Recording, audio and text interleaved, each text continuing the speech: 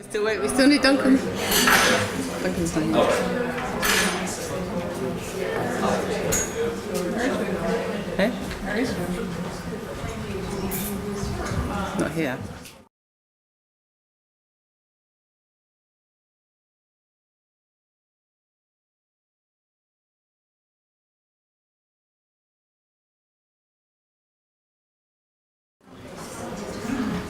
They're huge. They're really awesome.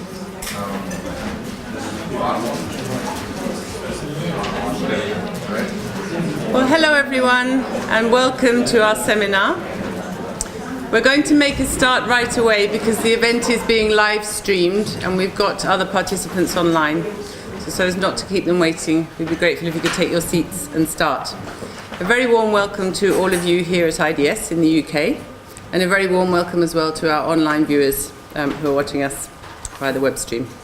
The format of the seminar, as usual with IDS seminars, is going to be approximately 30 minutes of us talking to you, lots of us talking to you, as you can see, about making all voices count, a grand challenge for development, this exciting new programme that IDS is one of the consortium partners in, along with Hivos and Ushahidi.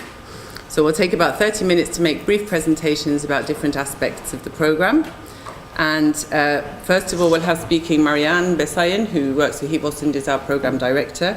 Then we'll have Daudi, who works for Ushahidi and who leads the innovation component of the programme. Then we'll have myself, Rosemary McGee, who works here at IDS. I'm coordinating the research and evidence component of the programme. Then we'll have Erik, Nijland, who works for Hivos and coordinates the Catalysing Global Action component. And then we'll have Duncan Edwards, who works here at IDS in Knowledge Services and who's the programme manager for the research and evidence part of the programme. So we'll try to keep our presentations to roughly half an hour, and then we'll have an opportunity afterwards for comments, questions, discussion. We'll take a few rounds of comments and questions at a time because we're needing to bear in mind our online audience and minimise the amount of running around the room. You'll be asked to use a microphone, a mobile microphone, when you're asking questions or making comments, again because of our online audience. And we'll aim to finish the seminar at 2 p.m, not 2:30 as initially advertised, but 2 p.m, because we're in the middle of shortlisting lots of grant proposals and we've got lots more work to do on them this afternoon. So thank you very much for coming. Without further ado, I'll hand over to Marjan to introduce us to the programme. Thank you, Rosie. So my name is Marjan, and welcome to you all. Thanks for the opportunity to share the information about the Grand Challenge for Development, Making All Voices Count. It's a Grand Challenge. It's a family of other Grand Challenges in the world, and it will say that we're looking at a global issue and we're looking at global solutions. And the issue is how we can increase the relationship and improve the relationship between governments and citizens. Let me just... Which one do I use for... It's a technology-driven program, but I'm not sure which one I have to use here.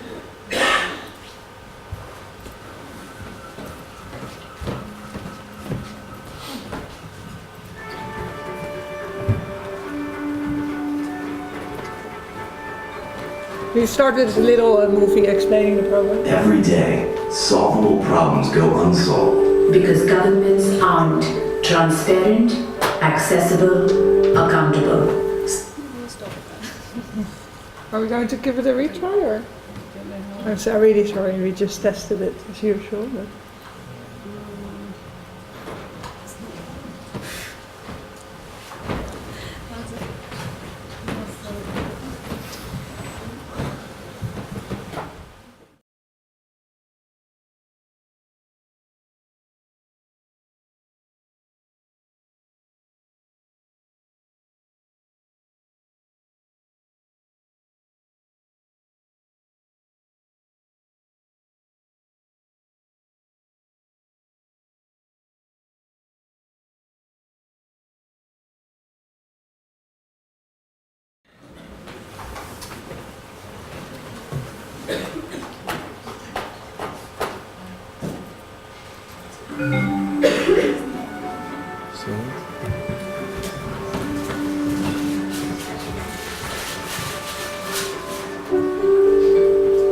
Every day, solvable problems go unsolved. Because governments aren't transparent, accessible, accountable. Some problems go unsolved because governments don't know how to help.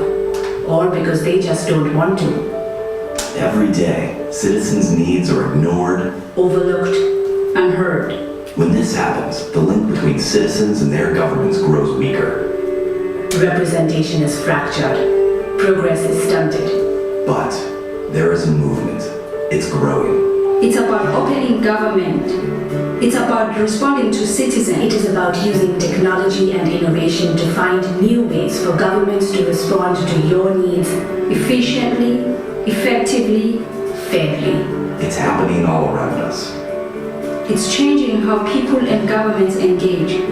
Because some people still think they have no voice. Or that no one will listen. It's about creating partnerships to bring down barriers that still exist. Because today, in the 21st century, there are opportunities for governments and citizens to engage like never before. This is our grand challenge. To ensure that all voices are heard. To ensure that governments listen And respond. Effectively, fairly. to find new ways that technology can improve government performance. To build trust and accountability in democracies worldwide. This is our grand challenge. To make all voices count. Join us.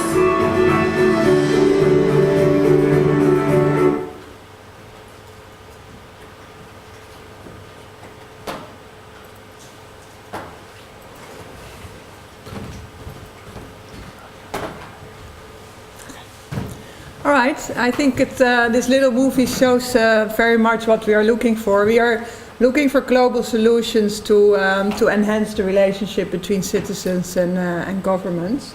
And how we do that, it's a large global initiative. It's implemented by a consortium of 3 partners, which is actually Hivos, it's an international global experienced grant manager. It's the organization I work for, and it supports social innovation and the use of technologies especially. Then we have IDS. Well, you all know it as an applied research institute with a well-known reputation, especially in the field of participation and voice and accountability and transparency. And we have Ushahidi, and Daudi is here as well for it, which is a tech innovator in Africa. It's very well known, especially for its Ushahidi platform. It's a software they developed a while ago, but I think Daudi will tell you more about it.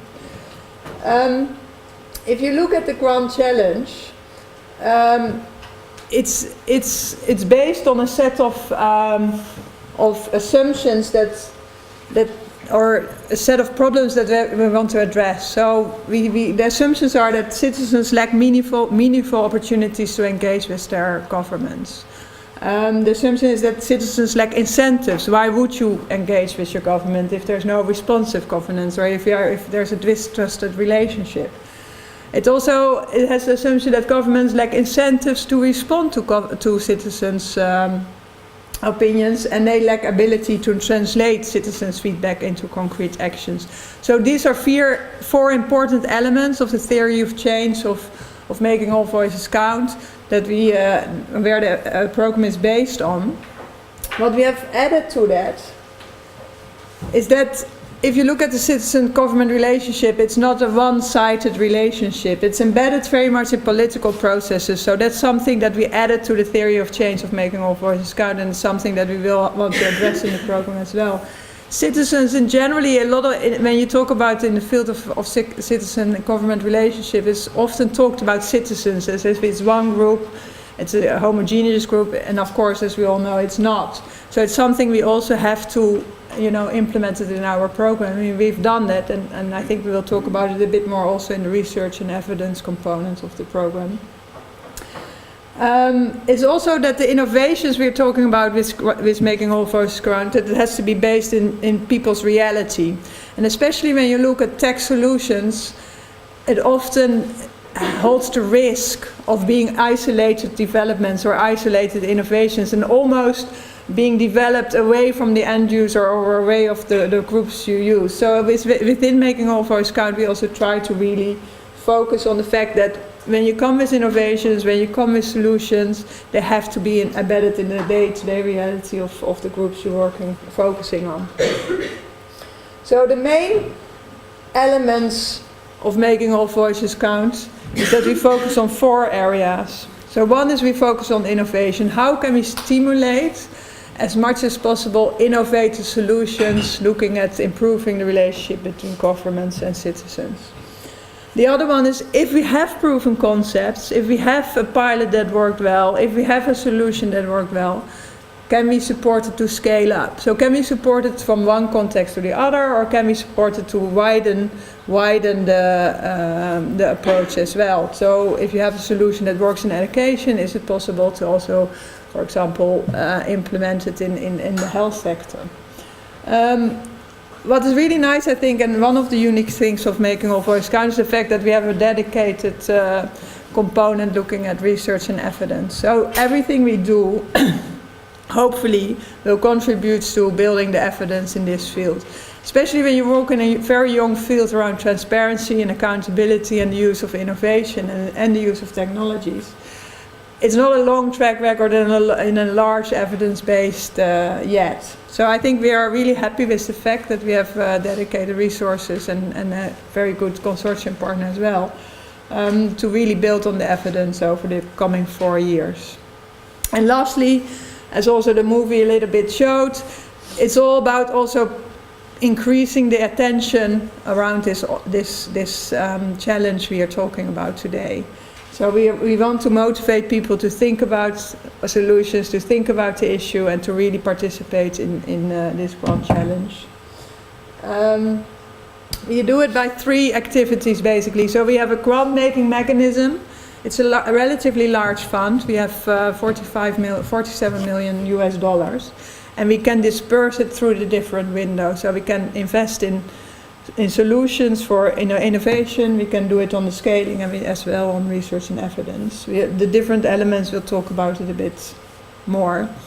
Another key element is the brokering, where we believe we facilitate different groups and different solutions and different people to come together. So you have the tech community that works a lot on tech and social change, and you have other experts, for example, education specialists or governance people. And what we facilitate consciously is to bring these groups together in order to find innovation solutions for it. And lastly, it's a capacity building element. There is a mentor component in the program as well. It's very strongly related to the Open Government Partnership, as you could also see in the movie. I don't know if you know about it, but it's a global movement where governments make commitments to be more open and transparent. And we work very much hand in hand with them to stimulate almost the national implementation of the Open Government Partnership, where we really try to stimulate to go beyond just the international agreements about it. As I said, it's global. We look for global solutions, but we actually work in 12 countries. So if you have solutions, if you have ideas, if you have innovations, or if you have scaling up projects, they need to be applicable to the 12 countries we work in. The 12 countries, as you see, is in East Africa, and West Africa, Southern Africa, and 4 countries in Asia. For the moment, the first year of the program, we only start in 8. And we will expand to the full 12 next year onwards. Our supporting partners are these 5 organizations. So it's Sweden, UK8, US8, Omedia Network, and Open Society Foundation. The Grand Challenge is a initiative that is originated from US8. So I think this is about the general program, and I think now we go individually in the different windows and they explain in more detail what we do. So.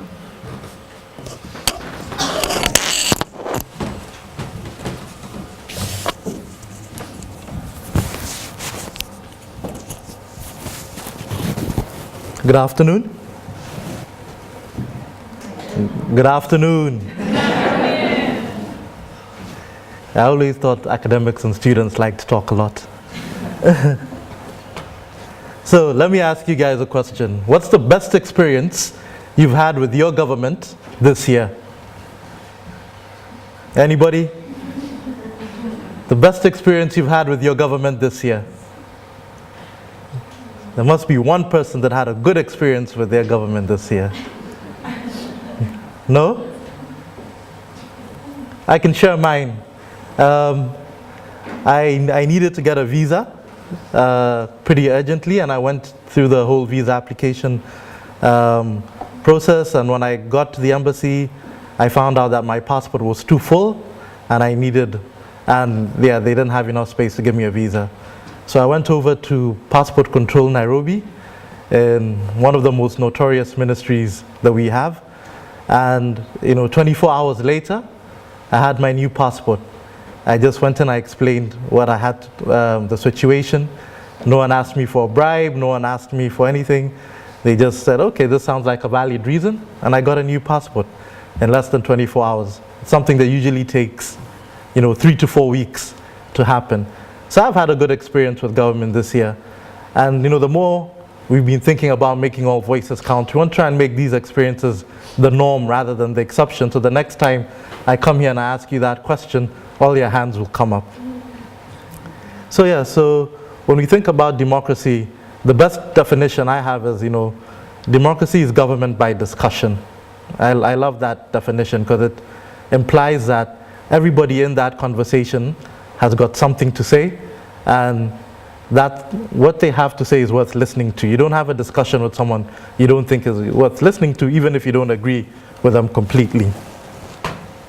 So Ushahidi is a company that grew out of Kenya in 2008 following the post-election violence, when we realized that there was a lot of things we were seeing that were underreported or completely unreported by mainstream media or other traditional reporting channels. It's basically a crowdsourcing tool. Since then, in the last 5 years, we've seen the platform used over 40,000 times, in 156 countries, translated into 35 different languages. So we're talking about a global tool that's had impact on a global scale, but started in Africa. So we know this innovation thing works. We know that you can create a tool at the grassroots that can scale globally. We know that you can create a tool at the grassroots that impacts government.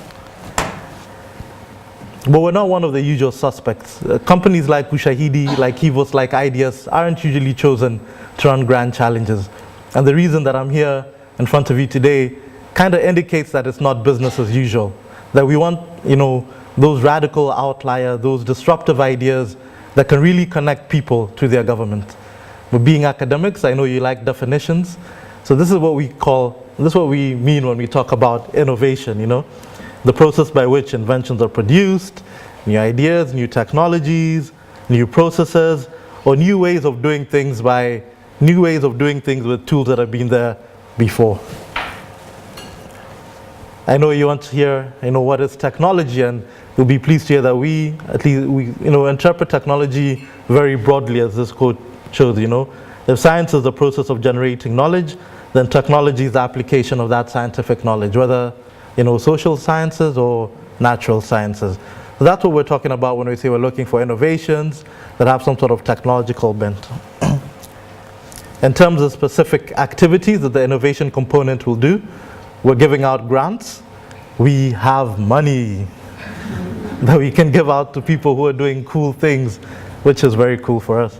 Up to $60,000 US, around 40,000 pounds, on innovations that are addressing this question of how do you get citizens to raise their concerns to government, and governments to respond to those concerns in a way that makes government more efficient.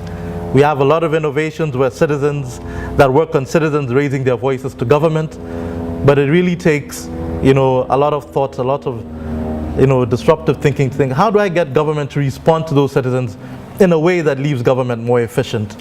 We also have events. We have product-based events, which are hackathons, coming together to develop specific tools around a specific problem. We have data-based events, which are trying data liberation events, getting documents that are on paper, that are in PDF, that are in other hard-to-read formats, and getting them into machine-readable formats. We have different types of grants. We have Tech Hub grants where we are trying to support tech hubs as the backbone of the technology innovation ecosystem in each of the countries we're working in. There's a global innovation competition with a top prize of $100,000 US. That's actually open now. You've got a couple of days to get your applications in, and if you're lucky enough to make the finalists, which many of you may be, you'll come over to Nairobi early next year for the Global Innovation Competition Week, and we'll announce the winner at the gala during that week as well. And finally, we have the Making All Voices Count Fellowship Program, where we strategically place people in government institutions or in civil society organizations to deal with a specific problem. We're well aware that you can't just throw technology at every problem. Sometimes you have to throw some people at it too. Finally, one of the main ideas we have is creating what we're calling the South to South Lab. There'll be a lot of knowledge generated by this program. There'll be a lot of good ideas, good lessons that we learn, and we need somewhere to keep them. We need a central repository, a nerve center for the whole Making All Voices Count that will last beyond the 4 years of this program. And we're calling it the South to South Lab, and we'll be hosting it in Nairobi, hopefully to open early next year. And welcome several of you to come and hang out with us there for a couple of months, as we start thinking about these questions. Okay, thank you.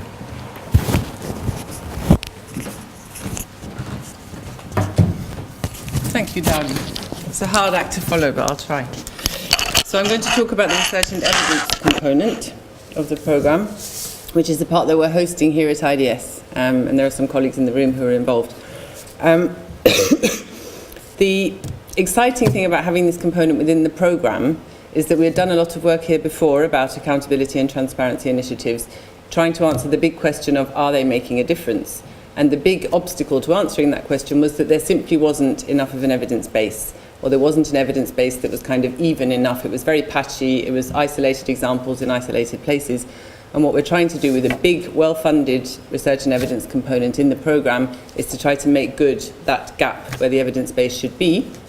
We're not doing it in an uncritical way, we're doing it in a critical way. We're trying to answer, as we proceed through the 4 years of working on this, some of the kind of big unanswered questions about this, including some of the questions that relate to excessive tech optimism on the one hand and perhaps excessive tech pessimism on the other hand, but not only on tech-based initiatives either, on the whole field of transparency and accountability. So the objectives of this part of the programme are essentially two. Firstly, to contribute to improving performance and practice in the field of transparency and accountability in general, and more specifically technology for transparency and accountability. So this is the kind of programme learning aspect where we're wanting to work with practitioners to improve on their own practice and to make their initiatives more effective, more useful, have more impact. Secondly, to build an evidence base and to build theory in the field of voice and accountability, and specifically this more incipient field of transparency for technology for transparency and accountability, and that field of open government, which, as Marjan referred to, has gathered a lot of momentum in the last few years. And open government is seen as a good thing, and just like participation way back then and accountability more recently, these good things are often not asked to prove themselves.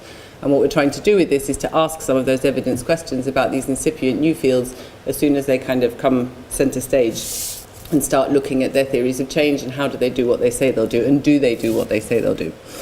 So there are three kind of major stakeholder groups, as I see it, that we're working with and to and for in this research and evidence component. One is the practitioners of Tech for TNA and TNA initiatives. And these are, on the one hand, development practitioners who are working on citizen engagement, social accountability. You might come from some of those organisations yourselves. I'm sure some of you know what kinds of organisations I'm referring to here. And on the other hand, tech practitioners who are working on different applications of technology for T&A related purposes. Those are two fairly distinct communities, although they're trying to work to a common purpose when they work on technology for T&A. And we're finding that they haven't been brought together enough, and there's a lack of a common language really between them, and we're trying to help furnish them with tools for working together and for building a common language. Second group of major stakeholder group is scholars of T&A and tech for T&A. And here we might count academics like those of us at IDS and in other centres in the global north that work on these issues, and in the global south. policy researchers, impact assessors who are being called in ever more frequently to assess the impact of this kind of initiative, evaluators, those involved in monitoring these initiatives, who are keen to explore what technology can do for this new field and what transparency and accountability can achieve when they're working to maximum strength and in producing scholarly outputs, policy guidance, recommendations to donors, that kind of thing. And the third group is very interested, and this is our funding group, is funders of transparency and accountability work, or technology for transparency and accountability work, because they've poured a huge amount of funding into T&A in general over the last 10 to 15 years, and are pouring more in now into technology for transparency and accountability, and wanting to know very concrete answers. Increasingly, as you all know, there's a real stress on evidence-based policy making in the field of development assistance, as in lots of other fields. So there's a real call for this evidence on the part of the funders. So those are the three stakeholder groups that we're kind of working with and to, all of which is, of course, for the benefit of two major stakeholder groups, which are very differentiated among themselves: citizens on the one hand, government actors on the other hand, and trying very much to build that interface between those two major groups of importance to us. What's IDS's role in all this? Essentially, we do two things. On the one hand, we manage research for this programme over the next 4 years using funding strategies and coordination and linking researchers around the place who are doing research within this field. So we're managing research and the generation of evidence by a range of those stakeholders that I mentioned. We're trying to develop a very principled, very relevant, high-quality strategy for the research and evidence component of the programme, manage a competitive fund of research investments, develop partnerships and nurture partnerships with researchers and practitioner researchers in the 12 countries that Making All Voices Count is operating in. We're trying to support our research grantees to get the best results out of their research funding and also the best results out of their scaling and innovation funding. I'll say more about that in a minute. And to support them to strategize for communicating their findings well, so that these findings don't just sit there somewhere, but are very much integrated into changing practice. Secondly, we're conducting some research ourselves and generating our own evidence. We've got a part of the research funds ring-fenced for us to do research here at IDS and with partners around the world into some of the kind of burning questions in the field. And lots of these burning questions we have framed ourselves on the basis of past work on accountability and transparency, which has taught us certain things, so we kind of know what we do know already, but there's lots that we now know we don't know already, and we need to start finding out, and quickly, because there are vast sums of money and vast amounts of effort going into this field without enough of a solid evidence base.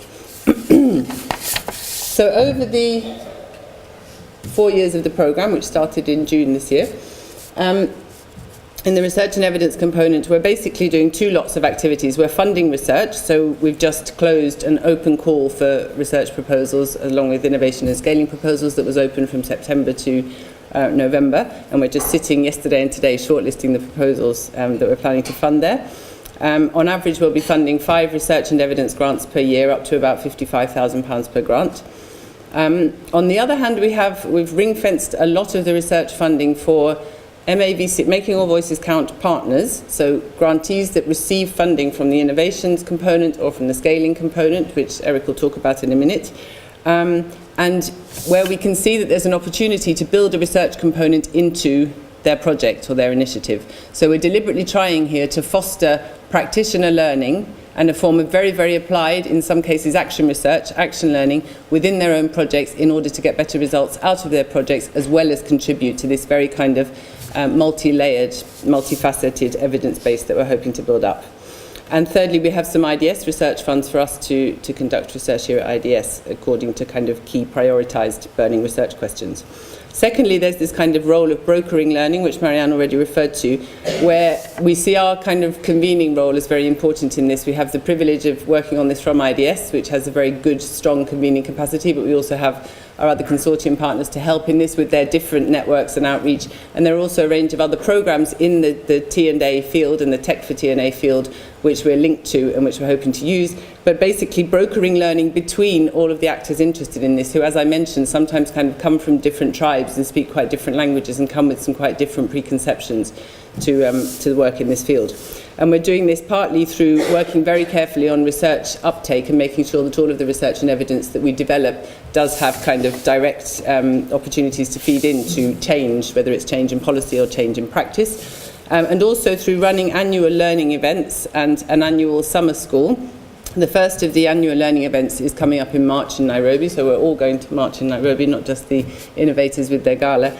But we're going to be holding an event where we're basically trying to look at what do we know already about this field and what are the kind of key questions that all of those interested stakeholders need some answers to in the years to come, and how do we go about trying to provide some evidence in response to those questions.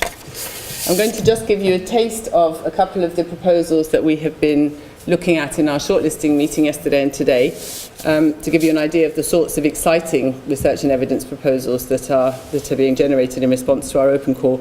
There's a proposal from Tactical Tech, which some of you might have heard of, which is called Exploring the Tension Between Anonymity and Visibility in Making All Voices Count in the Feedback Loop. The feedback loop is a commonly used term for the loop of how information can be fed back into governments to generate government response to citizen demands.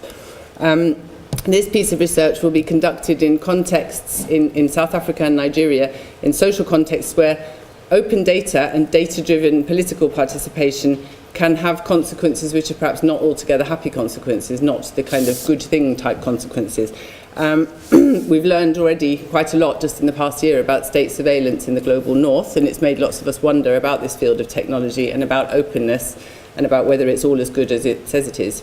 And this project is very much about looking at the tensions between anonymity and the need to be visible. So by making your voice count, you become visible. Is that always a good thing? It depends very much on what social group you're from, whether that's a marginalised social group, a group which is particularly exposed to state surveillance, persecution, or whatever. Unfortunately, those are usually precisely the kinds of voices that we need to hear, but then there is this tension between making them more visible and protecting the sources of those voices. So this is a project where Tactical Tech is aiming to use its previous work on digital security, privacy, digital shadows, and its abundant experience on working with marginalised groups to use information and technology for political engagement in the global south.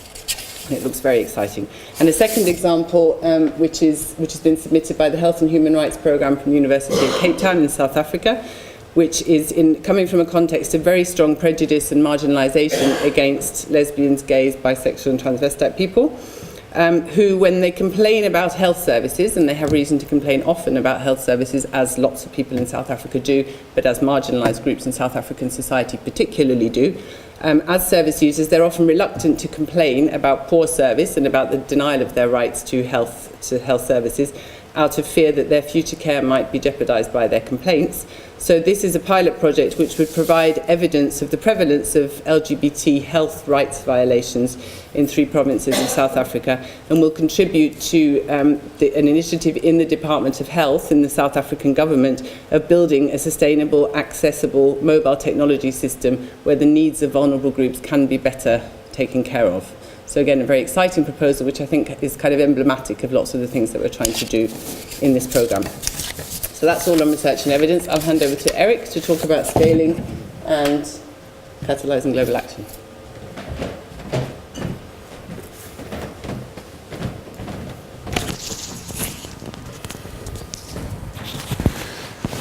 Okay, thanks very much, Rosie, for your nice presentation. Welcome, everybody. It's good to see so many faces. This morning when I walked up the campus of this nice university or institute, I saw that there was a strike of students, so I thought, oh my God, we're not going to have any people here, but luckily the strike was not responded by all of you here, so that's great to see.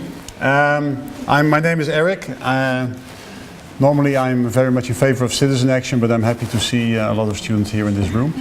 I work for Hivos, for the Making All Voices Count program, and I will briefly go a little bit through the scaling part and the Catalyzing Global Action. Right, scaling is a big important part of this program, together with innovation and research and evidence. Well, if we talk about scaling, you can in fact distinguish between, on the one hand, scaling out, which is a replication of an innovation in order to increase and spread its impact, and scaling up, which is an expansion of an existing innovation into the broader system, something which works in a certain area which you are transferring to another area. It has to do with the potential for the uptake of the idea, which is quite crucial. What's also important if we talk about the scaling and supporting scaling ideas is that it needs to be based on something which has a proven track record. There needs to be a clear track record of something which has been achieved in the past. We are not supporting scaling ideas out of the blind. There must be some kind of idea that indeed this has worked already. If not, then we might not be so interested in supporting it. But in general, we like wild ideas, but some wildness needs to be based on the track record. It's also important that we link the ideas with citizen groups and citizen action, which is at the heart of this program. So the outreach and the networks with communities and citizen groups is quite important for this way of working. And we also very much want to link with the government. It's very easy to support citizen groups who are claiming their rights and, let's say, sometimes naming and shaming governments, but we also think that there must be a creative way of engaging critically yet constructively with governments. So we want citizen groups to partner with governments, or in another way that governments contribute to a certain project idea. And of course, we are not funding anyone. There must be some sort of organizational backing behind the scaling idea, be it the government, be it NGOs, be it faith-based organizations, be it universities. We also are dealing with private sector, which is also important. So that about the scaling ideas. Like Rosie and Marjan already said, we have been discussing a lot of scaling proposals in today's and yesterday's meeting, and in January we hope to be able to make public who is getting our support. Another important element of this program is Catalysing Global Action. That has to do with ensuring that what we do is being brought forward also by others. So this grand challenge we are all in, we want to take it up, and we want to ensure that the feedback loop is closed between citizens and governments.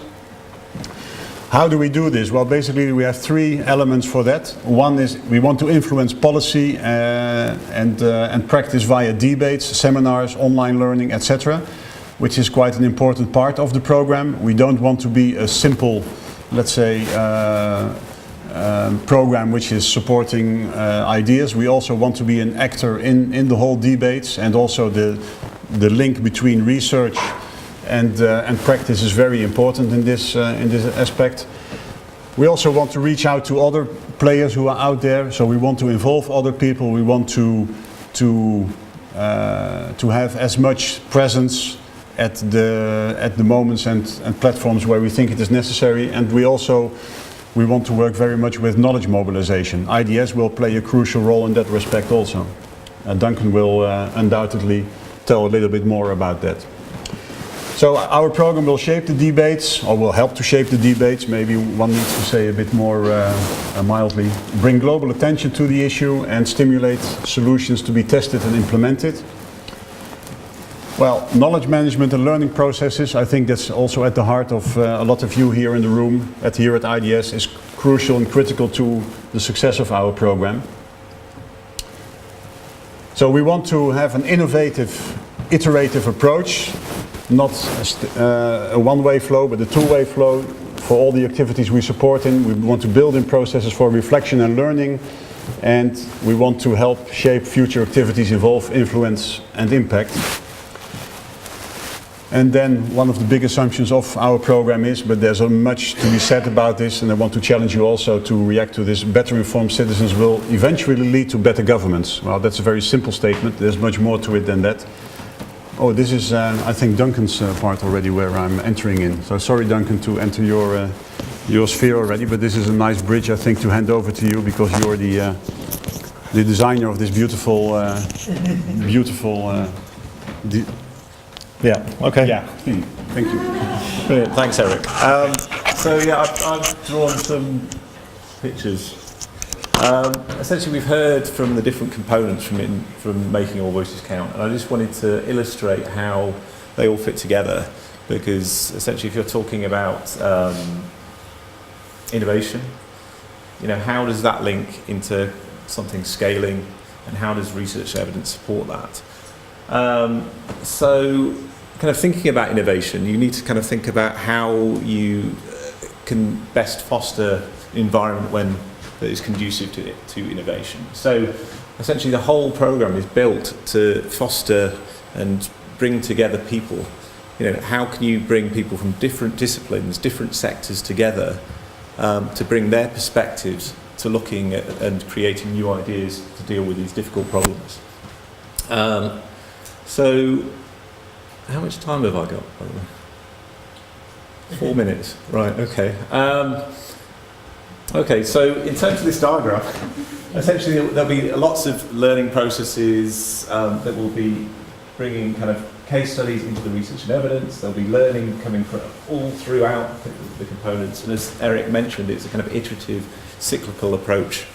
And so if I can just bring that into some kind of concrete process. So something that we're actually doing over the next 6 months is designing a learning event that will be happening in Nairobi in the end of March, start of April.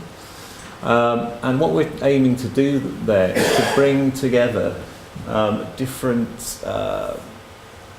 types of actors that will be interested and will bring certain perspectives and value to the issues that we're looking at. So we're bringing together kind of social activists, donors, researchers, policy actors, development practitioners, ICT practitioners, and private sector people, trying to bring their experience, their knowledge together to look at some of these issues. So how do we get from where we are now to this event here? We've got a number of different tracks that are informing what we're doing. So we're conducting what we're calling a review of experience. And so that's essentially a kind of literature review. But as Rosie mentioned earlier, there's not a huge amount of literature available in this area. So we're looking both in kind of academic literature, but we're also trying to tease out some of that experiential knowledge. We're also we'll be hosting what we're calling an e-dialogue, which will be a combination of kind of webinar type activity, but also kind of asynchronous kind of e-discussion. And we'll be looking at different dimensions of making all voices count. And we're framing that around making all voices count. So looking at innovation, looking at how you stimulate and foster innovation. All the question of inclusion, exclusion. Voice. What do we mean by voice? And what does technology bring to that? And then count.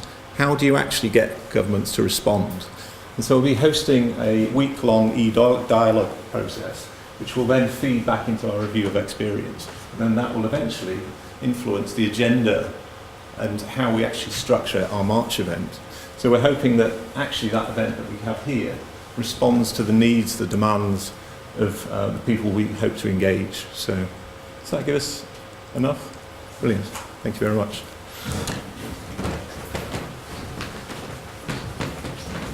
So thank you, colleagues from the Consortium. We went slightly over time. Thank you for your indulgence on that one. In the next 15-20 minutes, we'd like to invite you to ask questions, make comments, raise issues, and we'll do our best to respond. I'd like to just do it in a couple of rounds of questions and points, if you don't mind. And we've got a moving mic that Gabrielle will take around the room as needed. Don't all shout at once.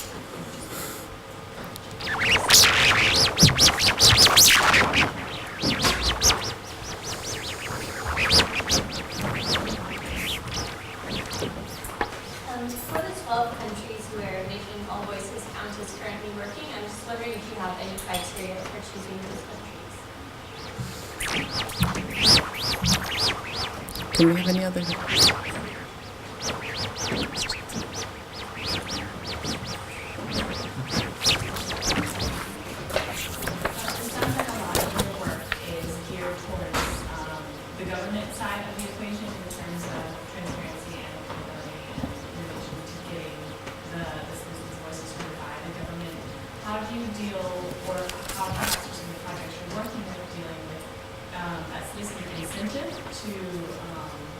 To make their voices heard, to speak, rather than internalizing their inability to count. Is there one more? Hi, thank you.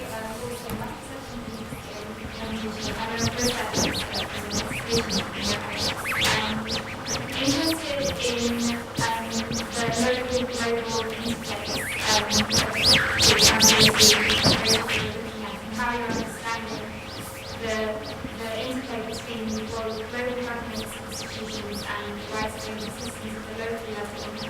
will be explored through the different pieces of the overall program. And that moves into scaling up and team-based testing and those global frameworks that in place the work that we're doing to provide the bottom-up approach that seems to be about. Okay, we'll take one more and then we'll come back with answers on those.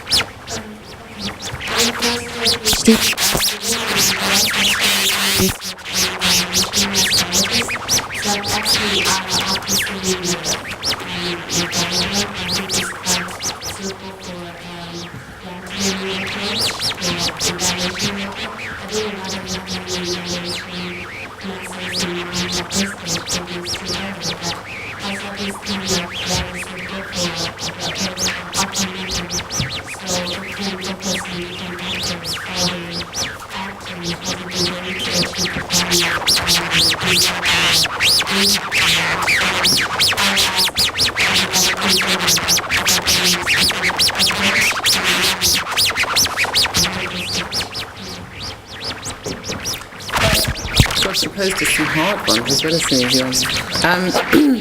I think Becky's question about the 12 countries, on the question of citizen incentives to speak and to engage, I can have a go and then anybody else can join in. Sia's question about local to global linkages, that was the hard one because we haven't thought that one through yet. We're still working on that. So we can all have a go at that one. I think Duncan will have a go on that one first. And the question on evaluation, I can speak to it now. So we want to go ahead on the first question, which is about why those 12 countries, what were the selection criteria?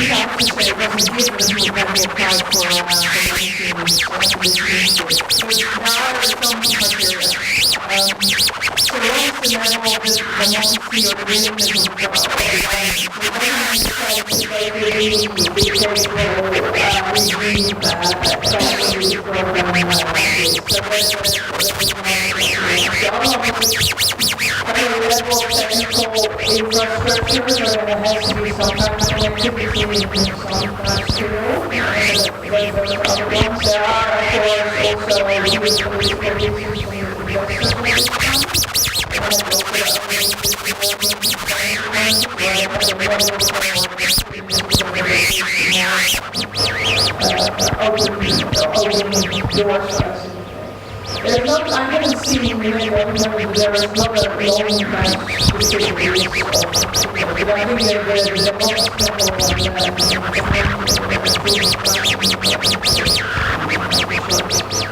it was not cast in stone for like 4 years and we own more than and as you said, we're in my opening remarks for example,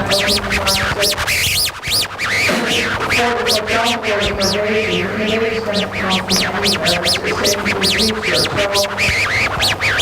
organizations, individuals can apply, for example, for grants to innovation in their community and work. So, in that sense, that is kind of focusing on that because reach is not I'll just perhaps add one point on the question of citizen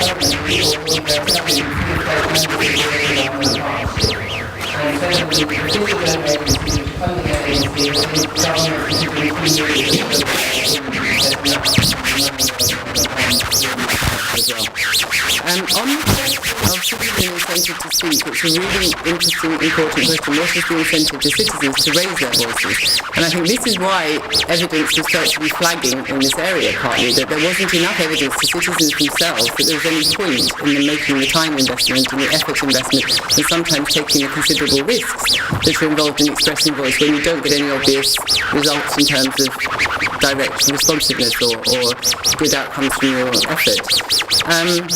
We've been involved in research here already, and this is partly why we were really interested in working with making all voices count.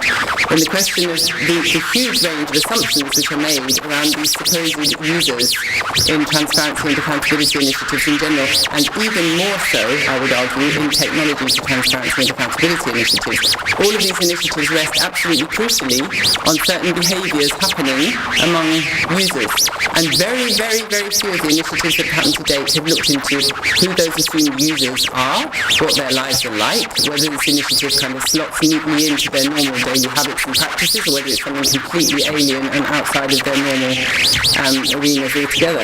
So we're coming at this with a very critical approach to that particular question. This whole field rests on huge assumptions being made about the likelihood of users coming forward, and I like to think of that expression, build it and they'll come, which seems to be what informs an awful lot of the work in this field. We're trying to work very closely with the grantees as we move forward on understanding who they're assuming will come forward and use these initiatives, and on what basis we're making those assumptions, because we suspect that a lot of the initiatives to date have been less successful than they could have been because of some very unrealistic assumptions there. In terms of the broader question of what citizens' incentives are, I think one thing that has been proven, there's not much that's been proven about this yet, but one thing that has been proven is that for both participation initiatives and kind of participatory accountability initiatives, one of the key incentives to keeping citizens engaged is if an initial engagement looks like it's making a difference. So some kind of response, some kind of answer, some kind of answerability or sanction resulting from their initial attempt to engage. So we're hoping that the evidence base will start to provide that, but also just working with the innovation grantees and the scaling grantees to develop more solid theories of change for what they're doing, which build in the need to show any citizens who willingly do engage that their engagement is making a difference, and spreading information across this wide range of stakeholders all around the world about what are the examples that have made a difference. But I fully agree, and I think that very often your question moves on to deeper questions about gender divide, digital divide, the things that exclude minority groups from participating in these. We've looked at some really interesting proposals today about engagement of deaf people, engagement of people with physical disabilities, engagement of sexually marginalised groups. And I think those questions are really crucial. Incentive systems work very, very differently among all of those different groups of citizens. Any citizens feel incentivised to engage with governments which have been historically not very responsive to them. Just in the interest of time, I think we better go on to the global local question. Duncan, talk to that one. So the question there was, what about the local global interface? How are we seeing MABC as engaging those global frameworks and working at local to global level?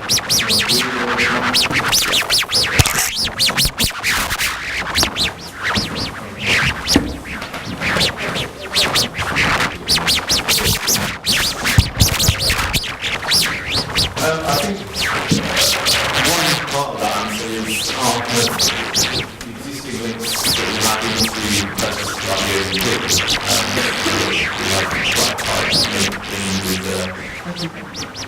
Open Web and Partnership, independent review mechanism, which Rosie's part of that.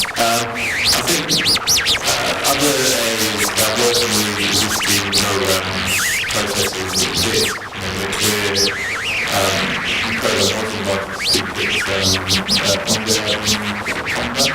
there's a lot of people, a lot of our donors who have a lead to get into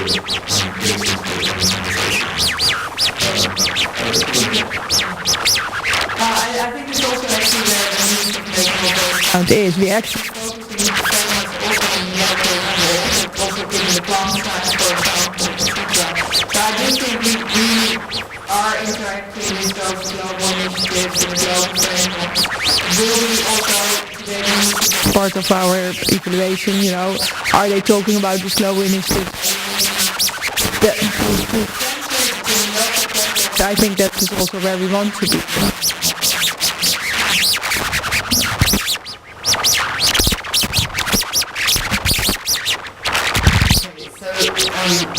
I'll just try to respond on the final point about evaluation. This is a really interesting one. We're leading this big research and evidence component within the programme, but the programme also has an independently contracted evaluation team, which the donors have contracted to evaluate us. So it's kind of like evaluation of evaluative research. Quite interesting. Although not all of the research within the programme is evaluative, a lot of it is quite exploratory, quite experimental, so it's not all evaluation that we're doing at all. The evaluation team that's been contracted is a group of consultants brought together by IMC, which is an evaluation consultancy firm based in Surrey. And they're currently developing their evaluation plan for us, so we don't have the details very well very clear at the moment, because we had to wait until we got the first round of funding applications in, which we only did in November, in order to know what we will be funding and therefore what they can evaluate, because a lot of what the programme is doing is re-granting, not the only thing, but a lot of what the programme is doing. But I would agree with you very much that outcome mapping for this kind of programme, where we're talking about behaviour change among government actors, citizens of various kinds, government actors at lots of different levels, collective action as well as individual action, outcome mapping could be a really interesting way to go about it. On the research and evidence side, what we've done in terms of methodology is to cast the net wide, and if they were interested in all methodologies, what we care about is it the right methodology for the question that you're trying to answer. And as you will have seen from the things I said about the research and evidence component, there are a range of questions which are up to being answered, which are of more or less interest to all those quite diverse stakeholder groups. So we're hoping that we'll get some really kind of eclectic methodological patterns coming through in this. I think we'll get qualitative research and quantitative research. We already know that we're getting applications along those lines, but also research which is very micro level versus research which is kind of meta-analysis, meta-synthesis, trying to draw out lessons at much more meta level. So really mixed collection, but then hopefully will speak to some of the gaps in the evidence base at all those different levels in all those ways. But I certainly agree with you, and I'm aware of some really interesting accountability initiatives which are using outcome mapping really successfully in terms of finding out how they contribute to behaviour change among those key sets of factors. Were there any more burning questions, like really burning? No. Okay, in that case we can finish bang on time, which is a wonderful thing to say in an IDS seminar. Thank you very much to everyone for coming and for your participation and engagement. Thank you too to our online audience. We hope you've been able to hear everything and have enjoyed the seminar as well. And we look forward to telling you more if you're interested. I'm around most of the time.